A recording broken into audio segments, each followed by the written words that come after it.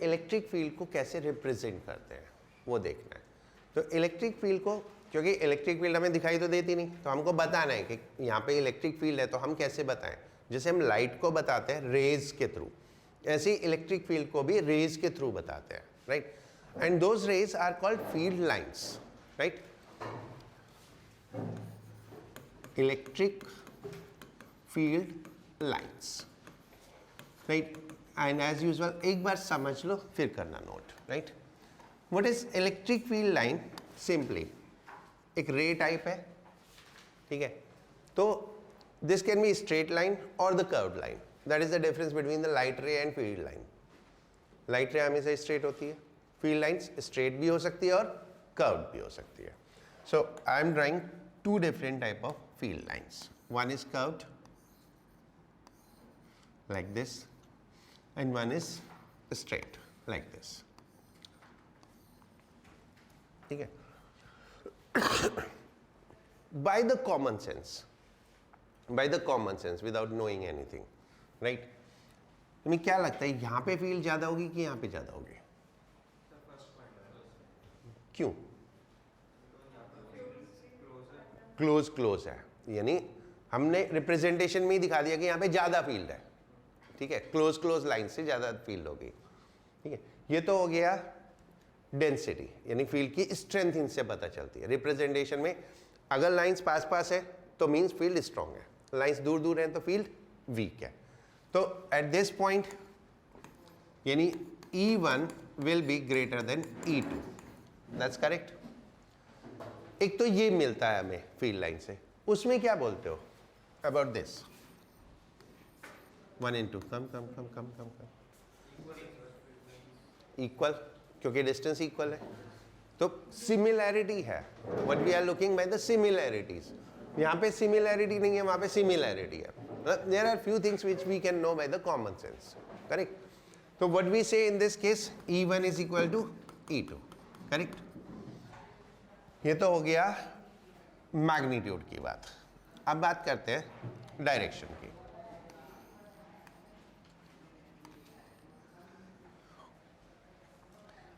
मैं यहाँ पे कोई चार्ज रखता हूँ, पॉजिटिव चार्ज, तो ये चार्ज फील्ड में है तो इसके ऊपर फोर्स भी लगेगी, तो इसके ऊपर फोर्स की डायरेक्शन ये होगी, राइट। और मैं यहाँ पे चार्ज रखूँ तो इसके ऊपर फोर्स की डायरेक्शन ये होगी, right. So what difference you can observe, force की डायरेक्शन सेम फील्ड लाइन वाली भी हो सकती है और नहीं भी हो सकती, सेम फील्ड लाइन वाली भी हो सकती है और नहीं भी हो सकती। कब हो सकती है? जब फील्ड लाइन स्ट्रेट है, और अगर फील्ड लाइन कब है तो direction of line will be different from direction of force will be different from the field line path, यानी पाथ की बात करते हैं हम। आपको क्या लगता है इसमें चार्ज इसी रास्ते पे जाएगा, इसमें चार्ज इस रास्ते पे जाएगा? सोचो, will the charge follow this path और नॉट?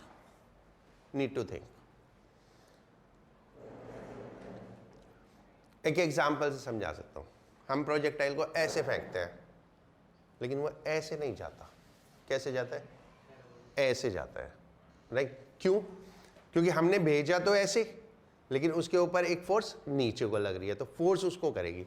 तो मैं इसको भेज तो ऐसे रहा हूं लेकिन फोर्स इसके ऊपर ऐसे लग रही है, तो ये इस रास्ते पे नहीं जाएगा, ठीक है। ये फोर्स क्या करेगी?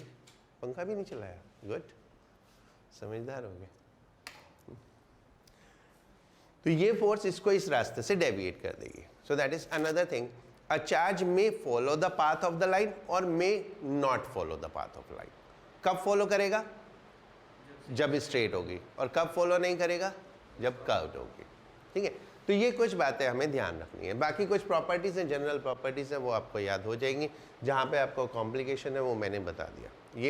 ये बहुत बड़ा कॉम्प्लिकेशन है कि हम सोचते हैं चार्ज ऐसे जाएगा उसी रास्ते से, राइट। हम सोचते हैं चार्ज उसी रास्ते से जाएगा, बट वो उस रास्ते से नहीं जाएगा, ओके।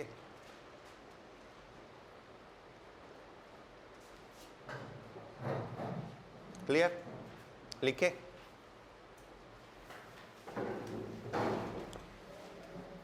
एंड एक चीज देखो, काम कर लिया करो बस, that is my request to you, और कि साथ साथ कर लिया करो, क्योंकि फिजिक्स है, मुझे पता है कब किधर से किधर को निकल जाती है नहीं पता।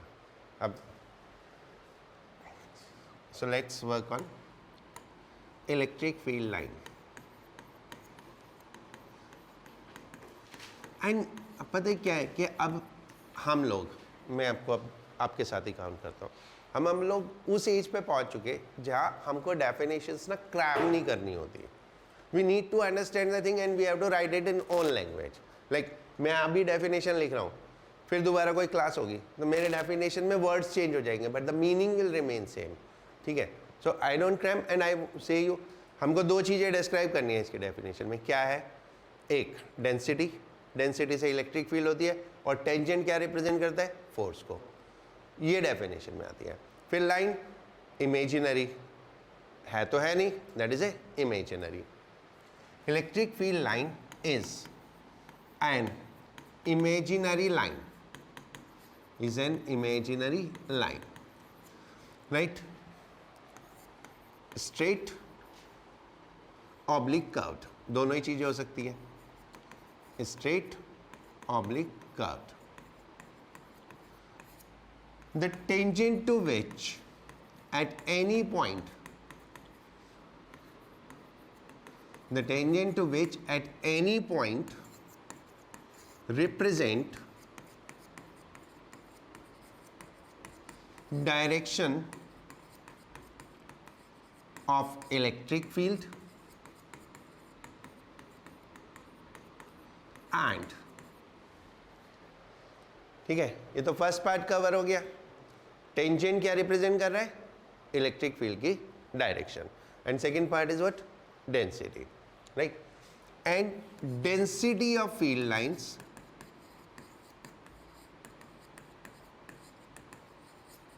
represent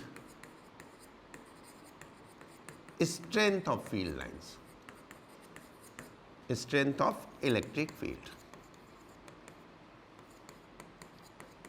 that is electric field intensity, electric field intensity,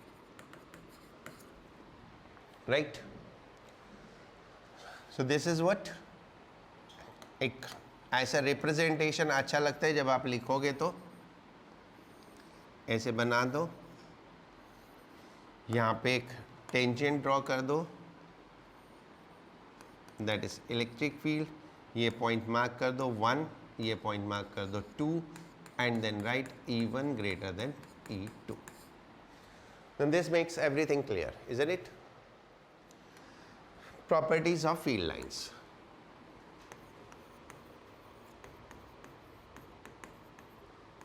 first, अगर हमारा एक सिंगल चार्ज है positive, so these lines will start like this and will move to infinity, right, will move to infinite, right. बिल्कुल वैसे ही जैसे gravitational field of earth कहाँ तक extended है? इन्फिनिटी तक, राइट, बहुत लंबे रेंज। तो ऐसे ही electric field of a charge is extended up to infinity, तो लाइंस भी अप टू इन्फिनिटी जाती है। एंड हमने देखा पॉजिटिव चार्ज के लिए फील्ड क्या होती है? अवे फ्रॉम चार्ज, और नेगेटिव चार्ज के लिए टूवर्ड्स द चार्ज। तो नेगेटिव चार्ज के लिए कैसे हो जाएगी?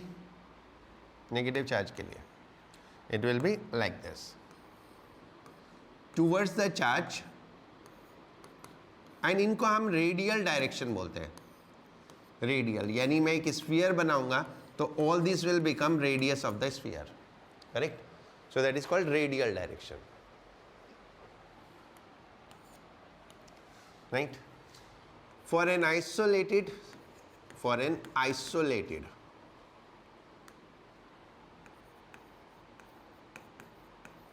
positive charge,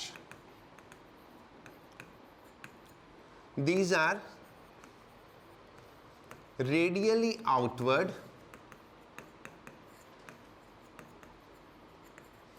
extended to infinity,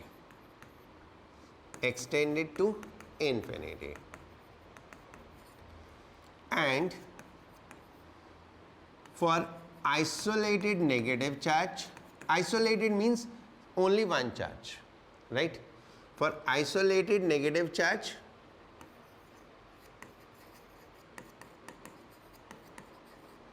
these are radially inward coming from infinity. ये infinity से आ रही है, right?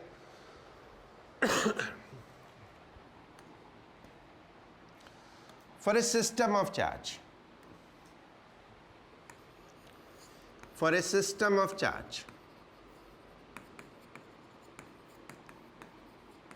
लाइन्स स्टार्ट कहाँ से? पॉजिटिव से. Lines start from positive charge and end at negative charge. अगर दोनों चार्ज हैं, एक पॉजिटिव भी और एक नेगेटिव भी, तो क्या होगा? They will start from positive and will end at negative, right? So it will be like this. ये हमारा पॉजिटिव चार्ज, ये हमारा नेगेटिव चार्ज, देन ये लाइन ऐसे गई एंड दिस इज ऐसे रेडियली जाएगी, है ना? ऐसे रेडियली जाएगी और रेडियली एंटर करेगी, तो it will make a curve like this ऐसे, and it will make a curve like this ऐसे, ठीक है? अब मैं यहाँ पे छोड़ रहा हूँ, it doesn't mean they are not going to the negative charge. They are definitely going to the negative charge, but घूम के ऐसे, and they will be coming like this.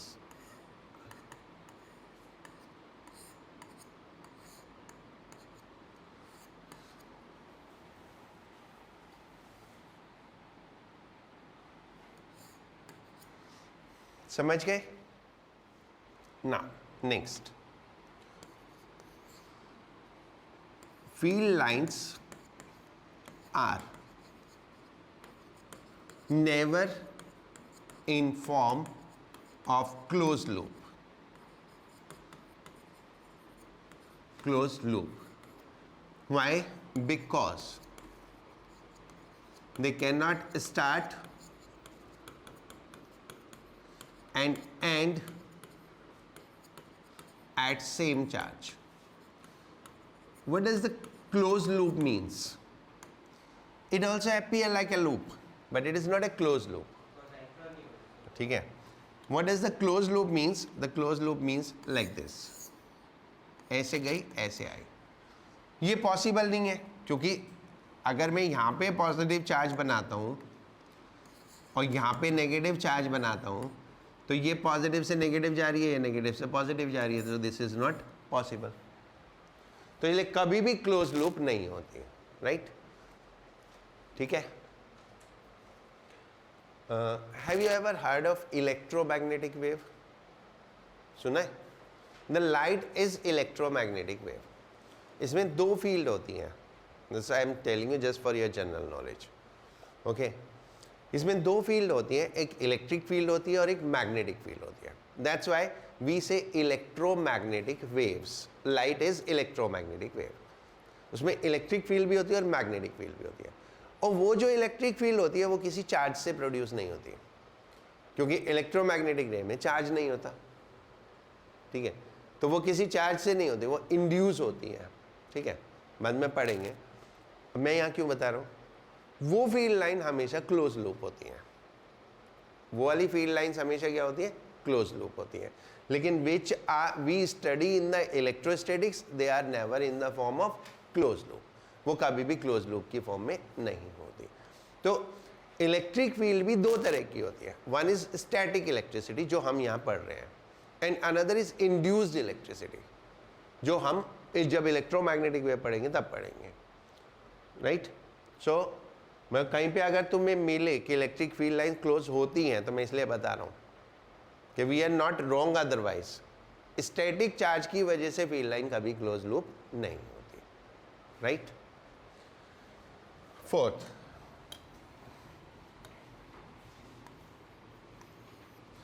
Imagine करो ये दो फील्ड लाइंस है, एक ये और एक ये। तो इस पॉइंट पे दो टेंजेंट हो गए, एक ये और एक ये, तो दो डायरेक्शन हो गई फील्ड की, राइट? दो डायरेक्शन हो गई। अब सोचो, मान लो मुझे मालूम नहीं यहाँ पे फील्ड कैसी है, मालूम ही नहीं है, मैं यहाँ पे एक चार्ज रखता हूँ, वो एक ही डायरेक्शन में जाएगा, दो डायरेक्शन में नहीं जा सकता। कभी भी इलेक्ट्रिक फील्ड में हम चार्ज रखेंगे तो वो एक ही डायरेक्शन में जाएगा।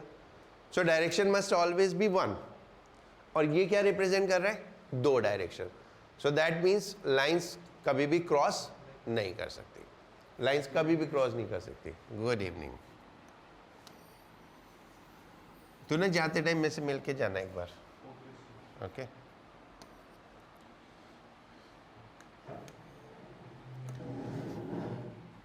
Electric field lines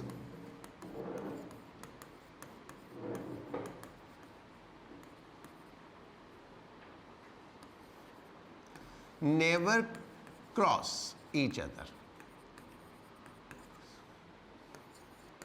Electric field lines never cross each other, right?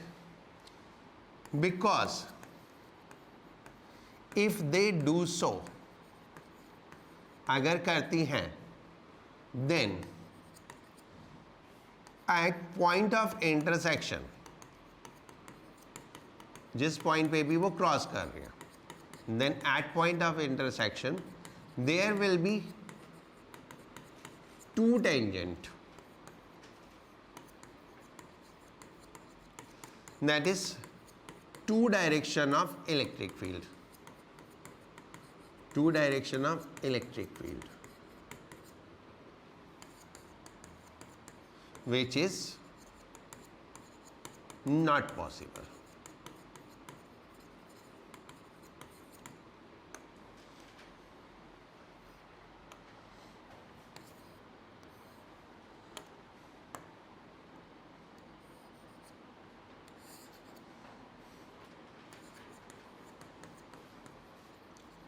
हमेशा चीज़ों को फिगर से अगर रिप्रेजेंट कर दो ना तो पता ही मार्क्स ज़्यादा मिलते हैं।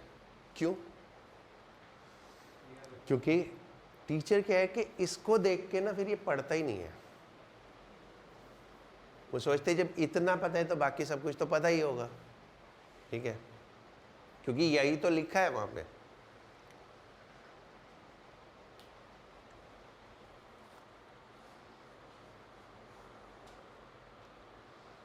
Right?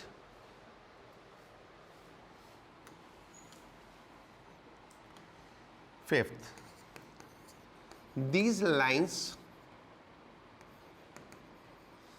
are denser in a strong electric field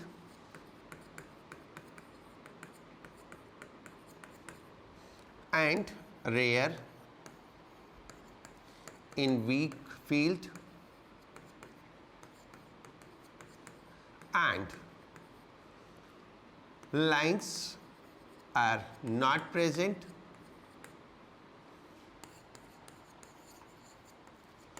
if no field, if no electric field. Strong है तो क्लोजर होंगी, राइट? वीक है तो डिस्टेंट होंगी, और फील्ड है ही नहीं तो होगी ही नहीं।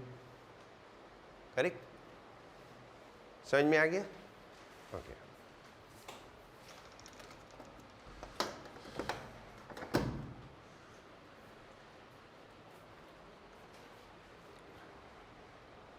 ठीक है, अब एक पॉइंट पहले मैं उसको समझाता हूं। ओके,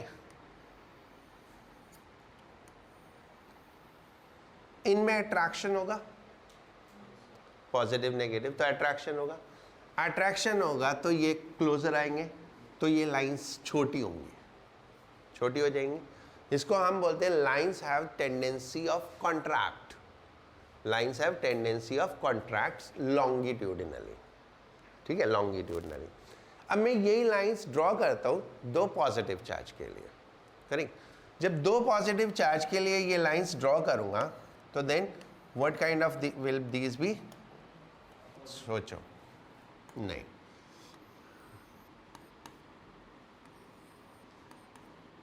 ऐसे तो हो नहीं सकती लाइन, नहीं हो सकती ना। अब लाइन यहां से भी निकलेगी और यहां से भी निकलेगी, तो जाएगी कहाँ? ऊपर नीचे ना, ऊपर नीचे। ठीक है, तो किस टाइप से बनेगी इसकी लाइंस? इसकी लाइंस बनेंगी ऐसे,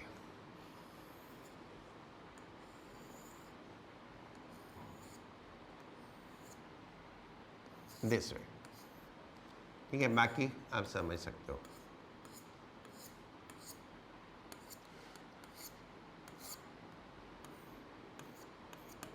राइट, क्या? तो इसको हम बोलते हैं lateral. It was longitudinal, this is called lateral. ठीक है, perpendicular to line joining the charge, that is lateral, and along the line joining the charge, longitudinal. अब इन दोनों में रिपल्शन होगा, रिपल्शन होगा तो दूर जाएगा, दूर जाएगा तो फील्ड लाइंस बड़ी हो जाएंगी।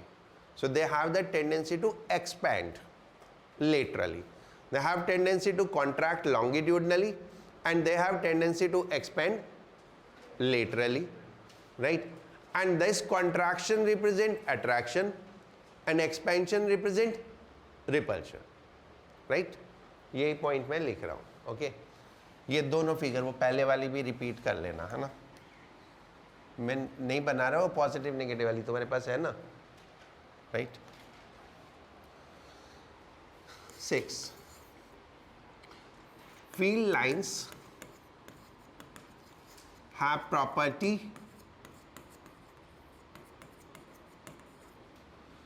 to contract longitudinally, which represent attraction and have tendency of expansion longitudinally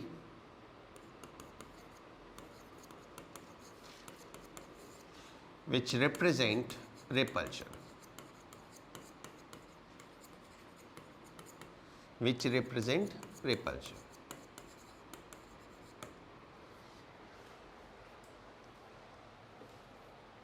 Right?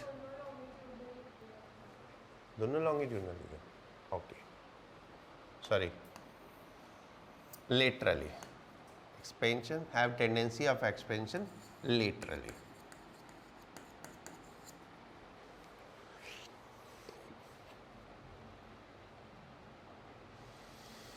ठीक है,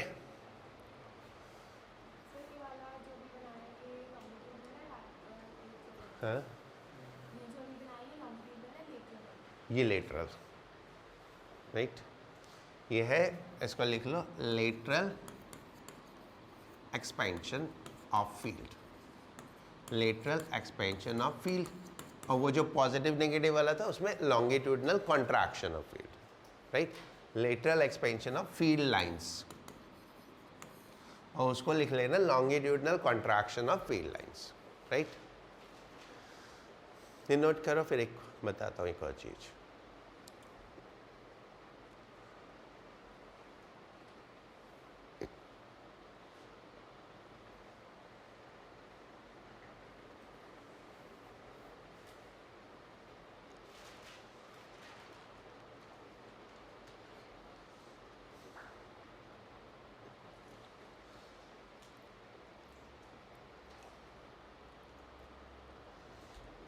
अगर किसी पॉइंट पे इलेक्ट्रिक फील्ड नहीं है तो हम उस पॉइंट को बोलते हैं neutral point, neutral point, right.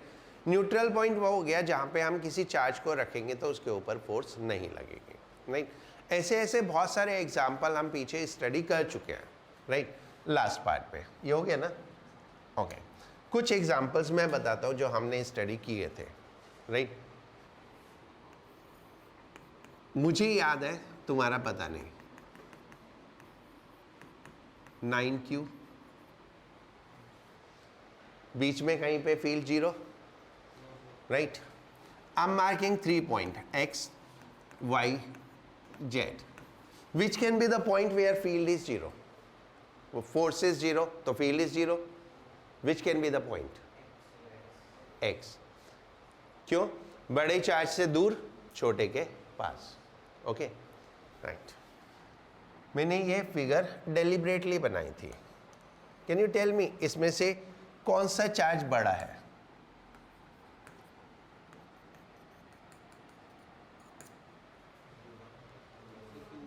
Q1. क्योंकि न्यूट्रल पॉइंट कहां पे आएगा? यहां पे ये आएगा ना neutral point, right? Field line यहीं पे आके तो बैंड हो रही है, तो ये न्यूट्रल पॉइंट आएगा. तो ये न्यूट्रल पॉइंट Q1 से दूर है, Q2 के पास है. So which charge is greater? Q1 is greater, right? सो हमेशा हम फील्ड को जब बैंड करते, जब आकर हमें फील्ड रिप्रेजेंट करनी है, बनाना है, तो हम क्या करेंगे? पहले देखेंगे न्यूट्रल पॉइंट कहां हो सकता है, राइट? हमेशा like I can say this is a charge somewhat 2q and this is a q somewhat. तो मेरा न्यूट्रल पॉइंट इस साइड होगा. अगर ये दोनों इक्वल है तो न्यूट्रल पॉइंट सेंटर पे होगा, और अगर वो ज़्यादा हो गया तो न्यूट्रल पॉइंट इस साइड शिफ्ट हो जाएगा, राइट? ओके. नाउ एक छोटा सा क्वेश्चन, डायपोल के आसपास कहाँ पे न्यूट्रल पॉइंट हो सकता है?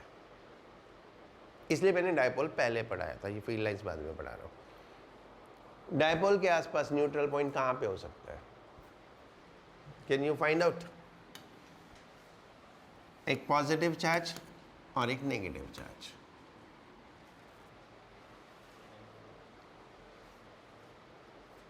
कहां पे हो सकता है? लेफ्ट, राइट, अप, डाउन, जो भी तुम बता सको बता दो, राइट? और according to Vinayak it is, नाम सही है ना? नाम तुम्हारा नाम सही बोला ना मैंने? हाँ, ठीक है. According to Vinayak somewhere here. Okay. और कोई?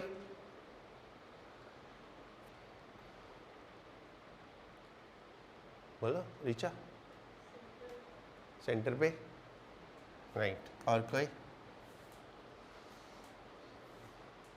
That's what we say is understanding of the subject. ये दो इक्वल चार्ज हैं,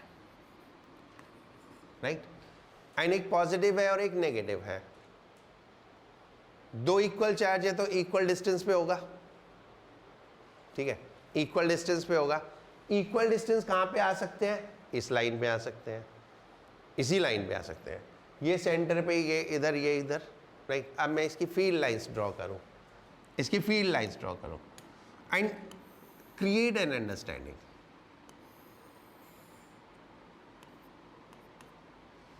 दोनों ही पॉइंट पे नहीं है, किसी भी पॉइंट पे नहीं होगा, क्योंकि फील्ड लाइंस यहां से जाएगी. आप सोच लो कोई भी, everywhere it will be the field line. So there is no neutral point around a dipole. There is no neutral point around a dipole. And always remember, two equal and opposite charge, there is field everywhere. कोई भी point ऐसा नहीं होगा जहां पे electric field ना हो, ठीक है? That is possible for two equal like charges. Equal like charges है तो कहाँ होगा? बीच में हो जाएगा, सेंटर पे. सिर्फ एक ही पॉइंट होगा, what which one? That centre. हाँ, अनलाइक चार्जेस है तो फिर आपको कुछ और लोकेशंस मिल जाएंगी, राइट? अनइक्वल अगर चार्जेस है, अनइक्वल चार्जेस है तो बड़े से दूर, छोटे के पास, ऐसे हो सकता है. बट जब इक्वल चार्ज है तो जीरो कहाँ पे होगा? दोनों से इक्वल डिस्टेंस पे. और दोनों से इक्वल डिस्टेंस तो ये बाइसेक्टर ही होता है. लेकिन इधर से इधर तो लाइन जाएंगी ही जाएंगी, तो इसमें किसी पे नहीं हो सकता. अदर देन दैट, हमने इक्वेटोरियल प्लेन में इलेक्ट्रिक फील्ड निकाली थी ना, यू रिमेंबर? इक्वेटोरियल प्लेन पे इलेक्ट्रिक फील्ड निकाली थी, तो हर एक पॉइंट पे फील्ड होती है, तो इसलिए डायपोल में न्यूट्रल पॉइंट नहीं होता. अंडरस्टूड? ठीक है. आर्यन, राइट. यू वेदांत, ठीक है. समझ में आया? आर्यन, वेदांत, चिराग, जिया, इधर लावण्या, रिया. अरे यार, अरुषि गायब, फिर सो गई होगी. इस लड़की की बहुत बड़ी प्रॉब्लम है, सो जाती है या फिर मेरे को बोलती है सर.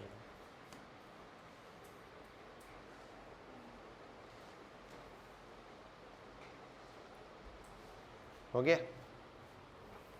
कुछ पूछना है यहाँ तक? नहीं.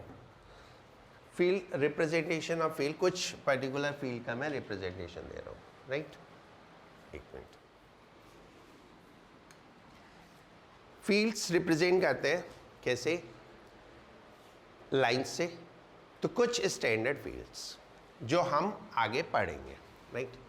Representation of uniform field, uniform electric field.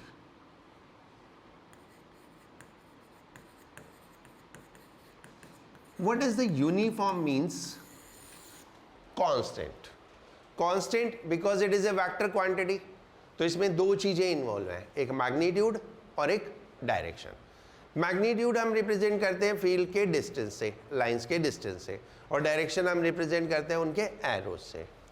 तो डायरेक्शन सेम रहना मतलब स्ट्रेट लाइन, मैग्नीट्यूड सेम रहना मतलब distance same. So that is by equidistant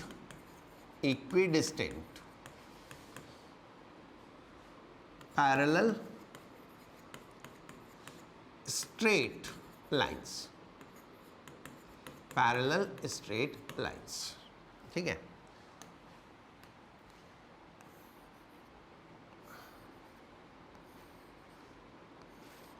this is left to right, right? अब लेफ्ट टू राइट मैंने बना दिया, आउटवर्ड, इनवर्ड, ये सब कुछ आप बना सकते हो, ठीक है? Upward, downward, right to left, left, बाकी सब हो जाएंगे ना. देन क्रॉसेस, इक्विडिस्टेंट क्रॉसेस जब हम मार्क करते हैं,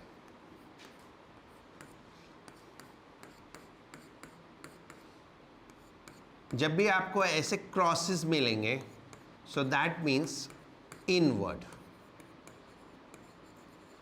यानी बोर्ड के अंदर जाती हुई या आपके पेपर के अंदर जाती हुई फील्ड लाइंस, राइट? ये क्रॉस कहाँ से आया है? ठीक है, एरो से. जो एरो होता है ना, उसके पीछे क्रॉस होता है.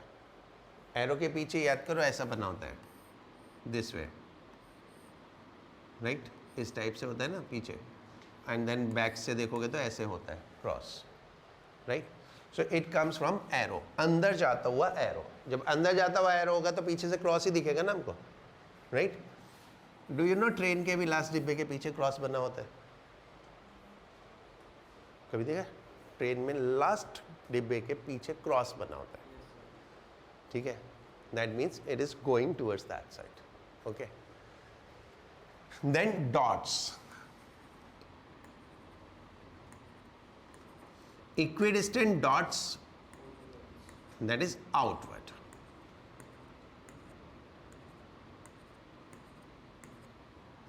This is outward,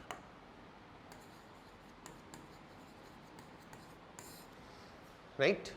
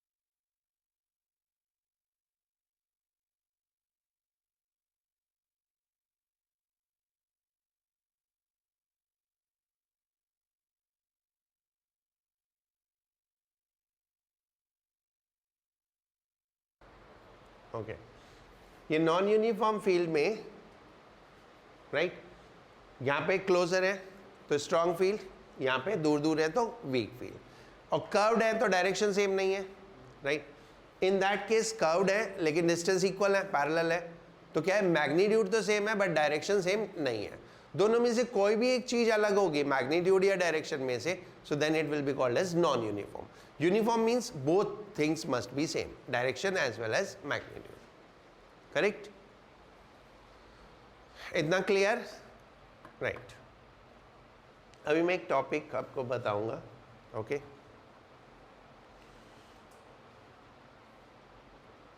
थोड़ा सा 11th का टॉपिक है. ओके टॉर्क किस किस को पता है? बस. ओके चल हो गया. ये हो गया बच्चों? हो गया रिया, लवन्या?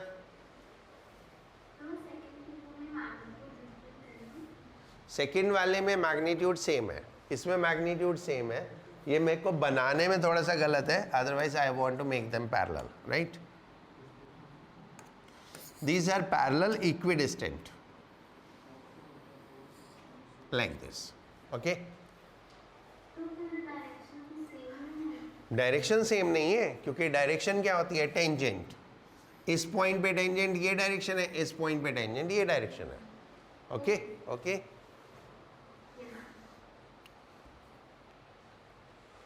हो गया. एक होता है couple. Couple means two equal and opposite force. Two equal and opposite force.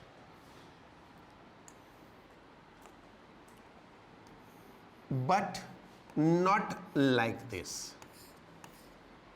But not like this. Equal and opposite, but not in the same line. एक लाइन में नहीं होनी चाहिए. This should be at some distance from each other. कुछ distance पे होनी चाहिए. दोनों फोर्सेस इक्वल होनी चाहिए. इन दोनों फोर्स को ऐसे मिलाएं तो this is called perpendicular distance between the lines. Perpendicular distance between the lines. Right? Like ये एक फोर्स है F, ये एक फोर्स है F. So ऐसे परपेंडिकुलर ड्रॉ करेंगे तो ये परपेंडिकुलर डिस्टेंस हो गया. राइट? नाउ अब अगर सोचो ये एक समथिंग से बॉटल की कैप ले लो. राइट? बॉटल की कैप. मैं बॉटल की कैप खोलनी है. I can not open it with one finger unless I keep holding this. ठीक है? What I need to do? Two fingers ऐसे. तो ये वाली फोर्स इधर और ये वाली जो मेरे थंब वाली फोर्स है वो मेरी तरफ और जो फिंगर वाली है वो उधर को. तो दोनों फोर्सेस अपोजिट हो गई. So this couple causes a turning effect, rotating effect. तो ये इसको रोटेट करेगा ऐसे, इस तरह से. राइट? ये होता है टर्निंग इफेक्ट ऑफ कपल. और जो टर्निंग इफेक्ट है उसे हम बोलते हैं torque. Turning effect of force is called torque. और जो टॉर्क होता है वो होता है कोई भी एक force into perpendicular distance. Couple के लिए कोई भी एक force into perpendicular distance for the couple. Right? And ये घुमाता है. अब हमने इसको घुमाया तो घुमाने में काम भी होगा. राइट? और वर्क डन कितना होता था? Force. Work done by force कितना होता था? टॉर्क छोड़ो, वर्क डन बाई फोर्स. मैं लिखूं? याद आ जाए तो बोलना हाँ. Force into displacement, dw is equal to f dx. F is force, dx is displacement. Force causes linear displacement. Torque causes rotation. Rotation मतलब angular displacement. Angular displacement क्या हो गया? एंगल. तो अगर मुझे टॉर्क वर्क निकालना है बाई टॉर्क तो फोर्स की जगह टॉर्क आ जाएगा और लीनियर डिस्प्लेसमेंट की जगह angular displacement. Right? This is I need to use in the next topic. समझ में आया? एक कपल का टर्निंग इफेक्ट. टर्निंग इफेक्ट क्या? Any of the force into perpendicular distance between the force. Right? And work done by torque is what? Torque multiplied angular displacement. Angular displacement क्या होता है? If anybody do not know then I tell. एक object circle में घूम रहा है ऐसे, यहां से यहां पहुंचा, P से Q. तो P Q is linear distance, linear distance ऐसे P Q arc, P Q straight line is what, linear displacement, क्योंकि डिस्प्लेसमेंट हमेशा स्ट्रेट लाइन होता है ना, एंड ये जितना एंगल रोटेट कर गया that is called angular displacement, that is angular displacement, right. समझ में आया? कुछ पूछना है यहां तक? क्लियर? ज्योति, मैक, तनुष, ठीक है, चलो अब पढ़ते हैं। डायपोल इन यूनिफॉर्म फील्ड, हम बहुत सारी चीजें कैलकुलेट करेंगे। द टॉपिक मे कंप्लीट और may not complete, right, in the class, right. Dipole in uniform field, uniform field मतलब हर जगह फील्ड की क्वांटिटी सेम है, डायरेक्शन भी, मैग्नीट्यूड भी, तो it will be represented by straight line like this, equidistant straight lines, right. Dipole का dipole moment याद है कितना? Q into 2L distance, right. ये हमारा डायपोल इसमें है, एक पॉजिटिव चार्ज और ये एक नेगेटिव चार्ज। मैंने सिर्फ ये 3 लाइन बनाई, बट वी एज्यूम दैट पूरे बोर्ड पे फील्ड है, okay. Representation I give by the 3 line, though you can give only by the 1 line, that doesn't matter, right. ये डिस्टेंस हमारा हो गया कितना? 2L, राइट, और चार्ज Q। ये पॉइंट हम मार्क कर लेते हैं A, ये पॉइंट B, तो AB is equal to 2L, agreed. ये फील्ड लाइन से एंगल है थीटा, राइट। हमको इसमें निकालना है फोर्स कितनी लगेगी, टॉर्क कितना लगेगा, घुमाने में काम कितना होगा, और पोटेंशियल एनर्जी कितनी होगी। ये चीजें, 4 चीजें हमें कैलकुलेट करनी है, right. So first, force on dipole,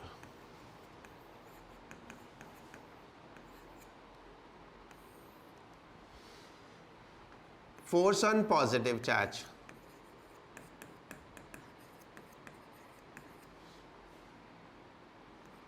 QE towards right, QE towards right, क्यों? पॉजिटिव चार्ज पे force in direction of electric field होती है, तो दिस इज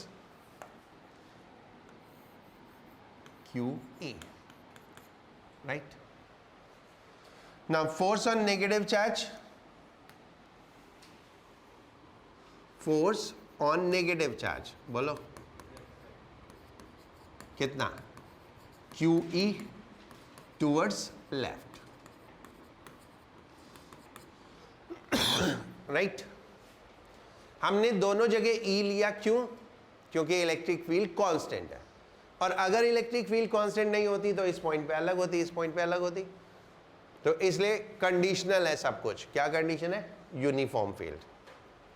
अगर फील्ड यूनिफॉर्म नहीं होगी तो चेंज हो जाएगा, राइट। ठीक है, क्या चेंज होगा वैसे? इलेक्ट्रिक फील्ड चेंज हो जाएगी। यहाँ पे अब वो देखना पड़ेगा कहाँ ज़्यादा है, या तो यहाँ ज़्यादा होगी या यहाँ ज़्यादा होगी, दोनों में से कहीं पे भी ज़्यादा होगी, ठीक है। So two equal and opposite force. So two equal and opposite force.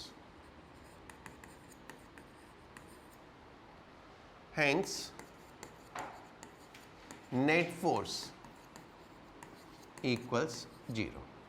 कोई भी फोर्स नहीं लगेगी, correct. Net force on dipole is 0, यानी हम किसी भी डायपोल को यूनिफॉर्म फील्ड में प्लेस करेंगे तो उसके ऊपर फोर्स हमेशा 0 होगी, right. The second, torque on dipole. Torque is what? Turning effect. Two equal and opposite force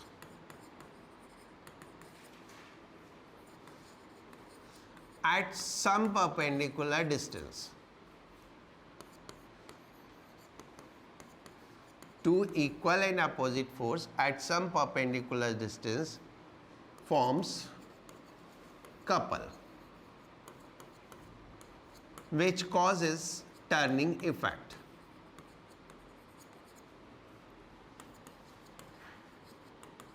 Which causes turning effect. That is torque. Right?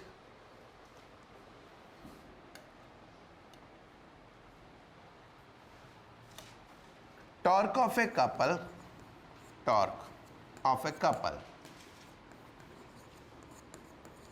equals any one force into perpendicular distance between force. ठीक है, अब यहाँ पे देखो force तो हमारी हो गई QE, राइट? ये नहीं बनाई थी मैंने, ये बना लो।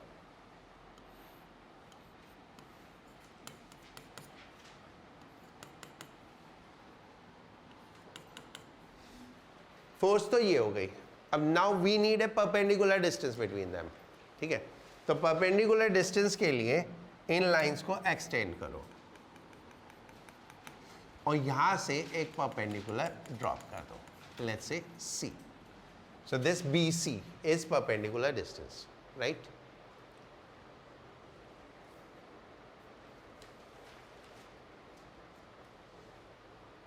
ठीक है, इतना clear? Right.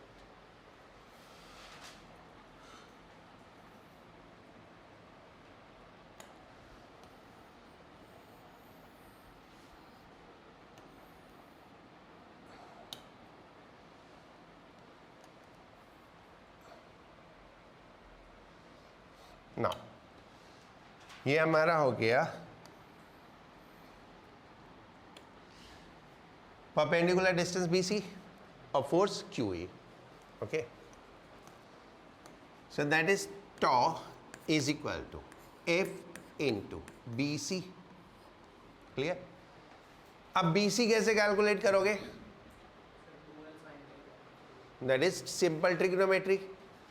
Sine theta is equal to perpendicular upon hypotenuse, that is BC upon 2L. So BC is equal to 2L sin theta. So tau is equal to force कितनी है? QE and this is 2L sin theta. तो Q into 2L आपको मालूम है ना क्या होता है? Q into 2L P.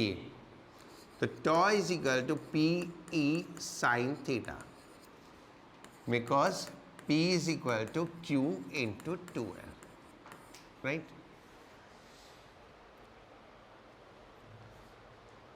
Vectors का एक बहुत सिंपल सा रूल है, दो वेक्टर को मल्टीप्लाई करें और स्केलर क्वांटिटी आए तो scalar product, that is dot product.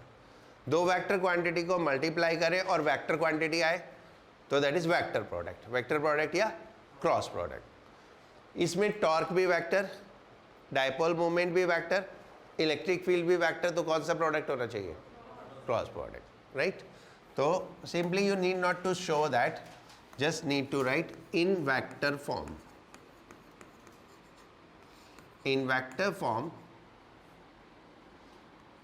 tau is equal to P cross E और sin theta इसमें इंक्लूडेड होता है. When you are writing P cross E तो you need not to write sin theta क्योंकि A cross B is what? AB sin theta. देखो किसी को भी पता नहीं है ना तो साथ साथ याद करते रहो, राइट? ओके,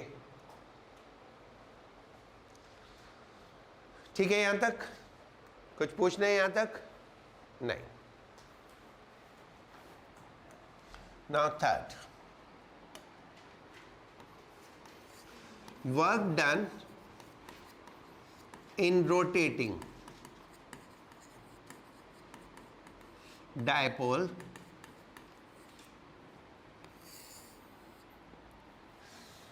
तो रोटेट करने में टॉर्क की वजह से होगा वर्क. ठीक है, I am writing something.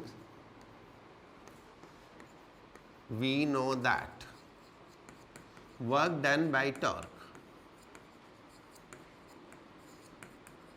And whenever I write we know that, तो इसका मतलब होता है आपको पता हो या ना पता, मुझे तो पता है.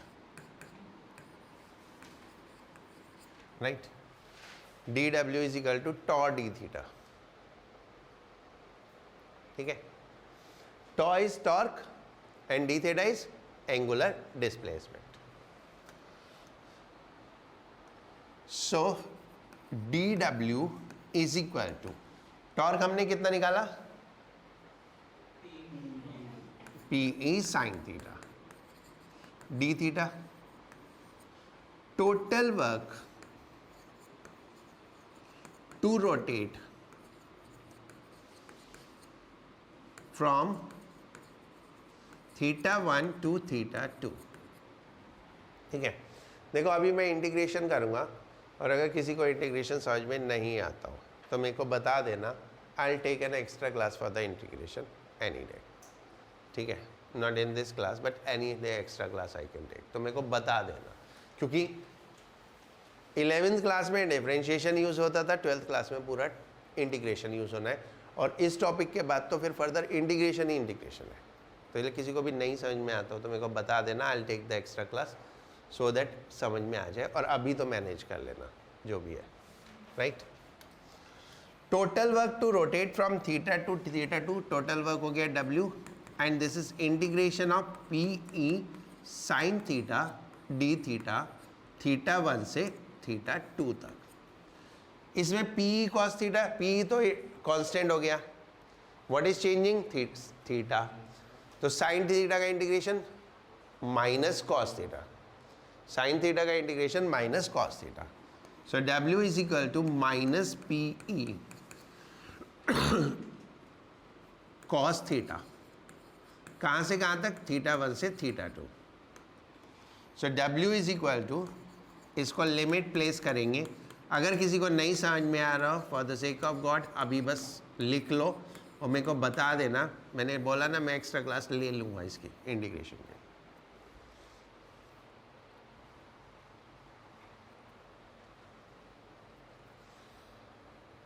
Correct, that is third. एक और चीज़ निकालनी है, वो कैलकुलेट कर रहे हैं. ठीक है, बट नेक्स्ट क्लास में हम इसको फिर डिस्कस करेंगे दोबारा से. ओके, अभी तो मैं जस्ट कंप्लीट कर दे रहा हूँ notes. Okay, potential energy of dipole. Fourth, potential energy of dipole.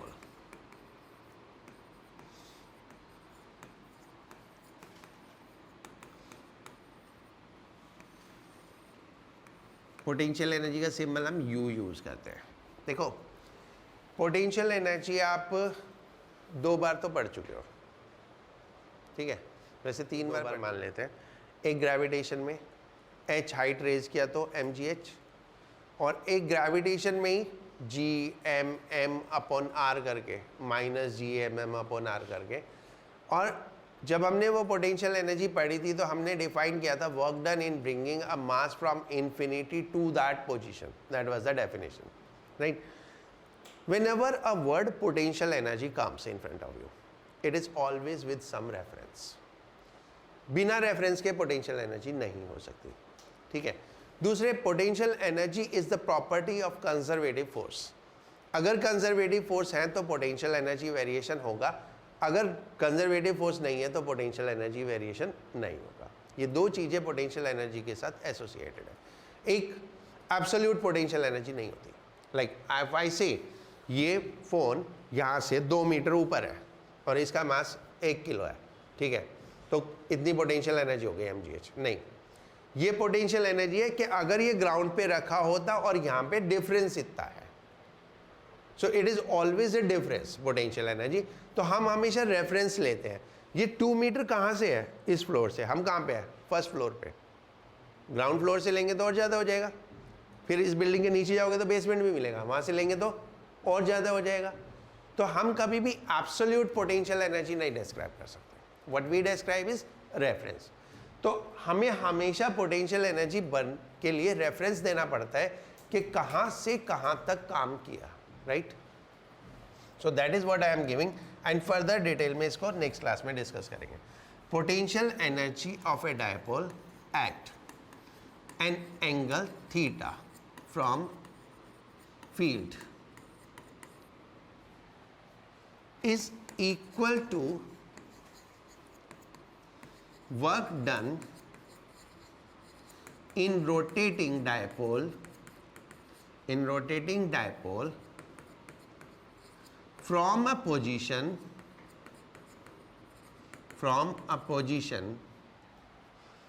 perpendicular to field,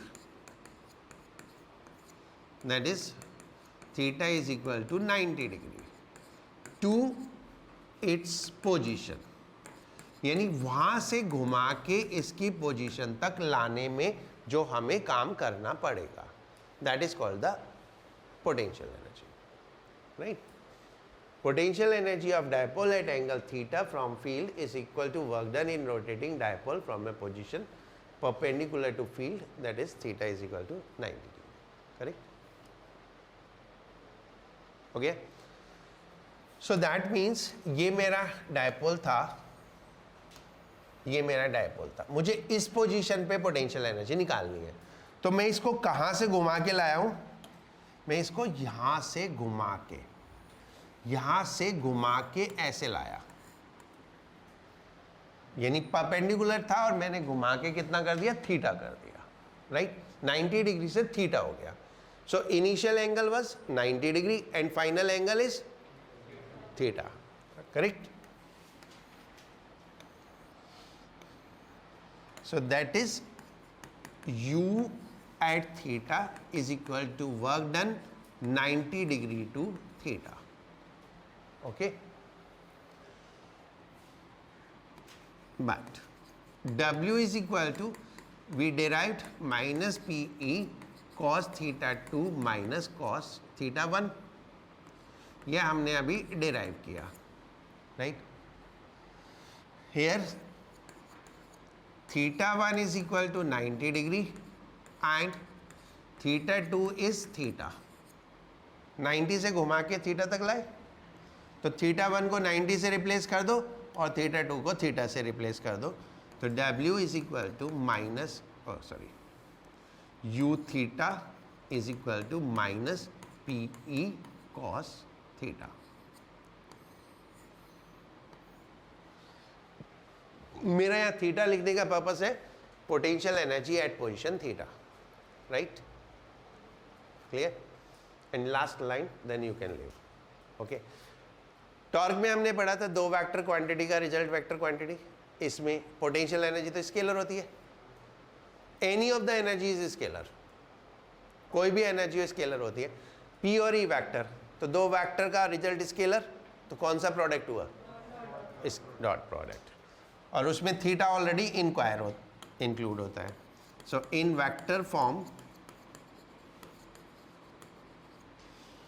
u is equal to minus p dot e, minus p dot e, right. आज हमने जो काम किया I will keep it safe, एक बार revise कर लेना, किसी को कुछ भी पूछना होगा तो नेक्स्ट क्लास में पूछ लेना, और नेक्स्ट क्लास में इसी को हम फर्दर आगे डिस्कस करेंगे। There are lot many things to discuss over it, right. Okay, now you can leave.